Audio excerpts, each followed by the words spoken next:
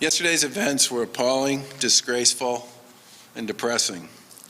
But it's important to remember that they were the culmination of months of President Trump repeating over and over again that the American electoral system is a fraud. For 4 years, a man who won 3 states in 2016 by less than a combined total of 78,000 votes that no one questioned at the time has repeatedly questioned the validity of the American electoral process. As recently as September, he would not commit to a peaceful transfer of power, one of the most fundamental hallmarks of American democracy, if he lost the election. Since the election, he's routinely referred to it as a fraud and a fake. After he stoked the flames of outrage for weeks leading up to the events of yesterday, he refused to adequately prepare the U.S. Capitol for the possibility of violence and left it nearly defenseless. His remarks during and after the travesty of the attack on the Capitol were disgraceful. During the violence that sometimes accompanied peaceful protests concerning police brutality last summer, the President was the first to call out local and state officials for not doing enough to protect their residents and demanded that every agitator be arrested and prosecuted. And yesterday, he thanked the mob for their support. The whole thing makes me sick. Yesterday's riot was a dark moment for our country, made even more depressing by the President's role leading up to it and his wholly inadequate and appalling response to the violence.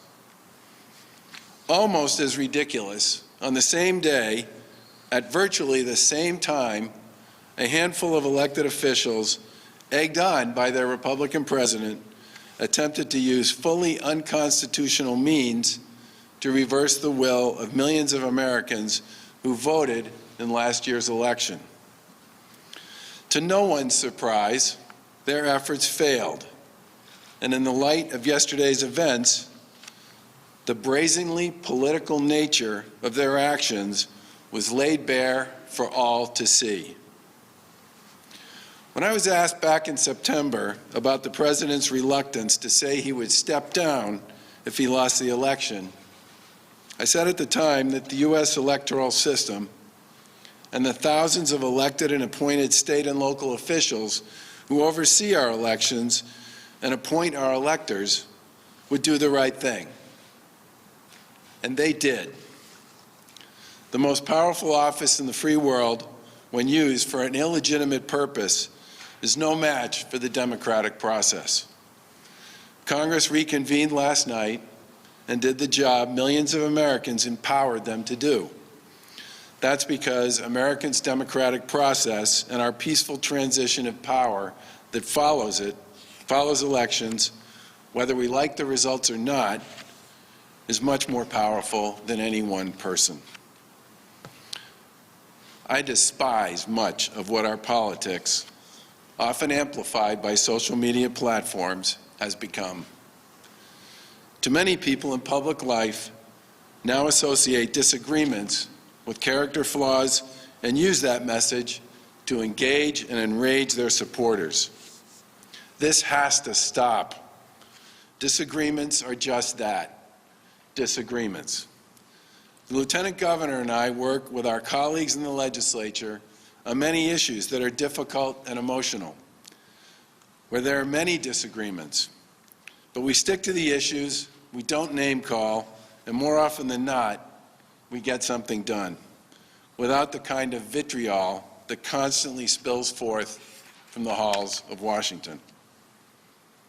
So last night, as I listened to one federal elected official after another stand up and say, in response to yesterday's attack, that they all have a role to play in the tone and tenor of American politics, I felt a little bit of hope.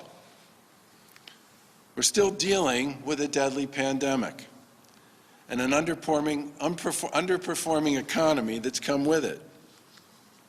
People remain justifiably anxious about their day-to-day and their future. And it's long past time for the folks in Washington to turn the page and do what's right for this nation.